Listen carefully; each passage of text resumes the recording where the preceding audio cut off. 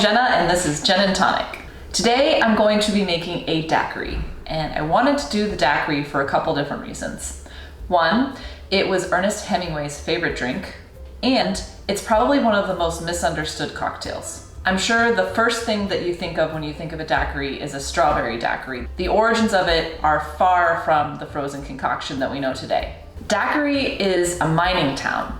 A mining town where in 1902, Jennings Cox was the mining engineer.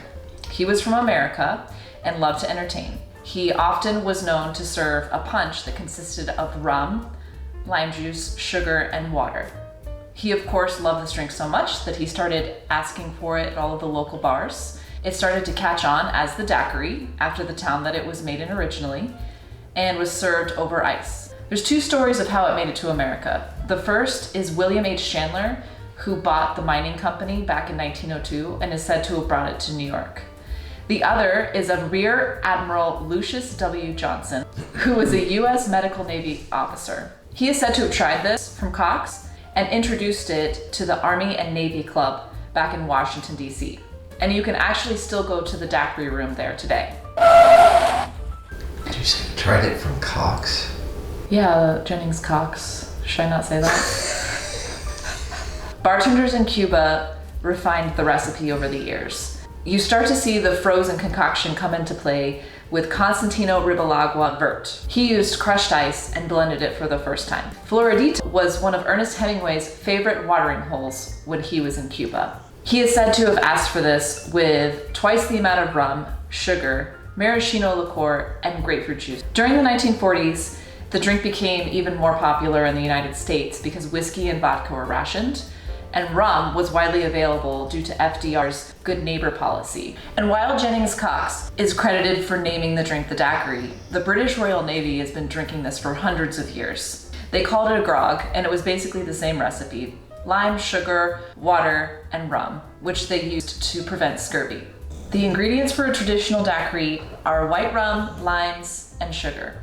I'm going to be using the orange simple syrup for this that I already made last week. For my rum, I've chosen to use Flor de Caña. I really enjoy this extra seco because it's a really dry rum. One thing to note when you're looking at rums is there's a lot of variety, probably more variety in rum than there is in any other spirit. You can get white rum, you can get aged rum, dark rum, spiced rum. The alcohol levels vary tremendously in all of them, and the flavor profiles. So this that I'm drinking here today is pretty dry, as the name would indicate. But some of the rums that you get can be extremely sweet. So just pay attention to that when you're picking out the rum for whatever cocktail that you're making.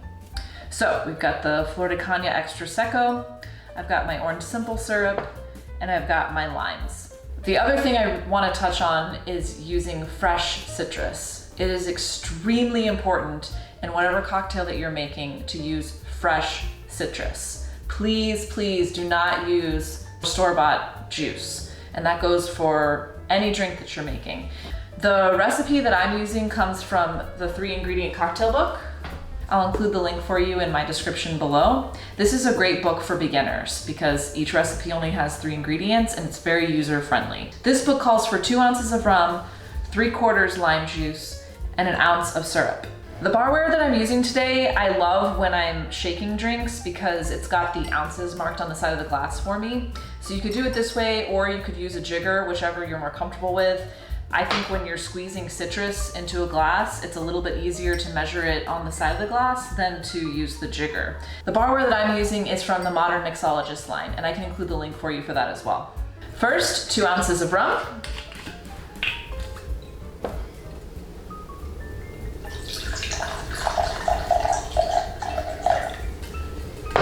For the lime component, I want to point out a couple things.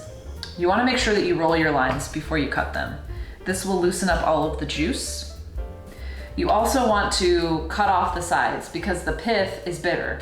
And then we're going to squeeze our fresh limes. 1.5 limes is roughly the 3/4 that you'll need for this recipe. If you prefer yours to be more tart, you might want to add the whole 2 limes. And then to finish it off, last step, 3/4 ounce of syrup. Then I've got ice. But over top, make sure that you've got a good seal before you start shaking.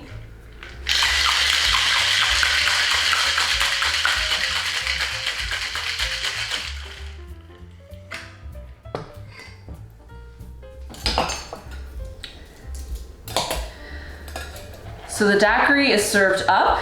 You can use a coupe or you can use a martini glass, whichever you have. I love these coupe glasses that I have and I use them all the time. You can find them on Anthropology. And to garnish, take a lime wheel, and there you have it. Thank you so much for watching. Please subscribe and please comment below if there's anything you'd like to see me make or if there are any questions that you have. I'm Jenna and this is Gin and Tonic.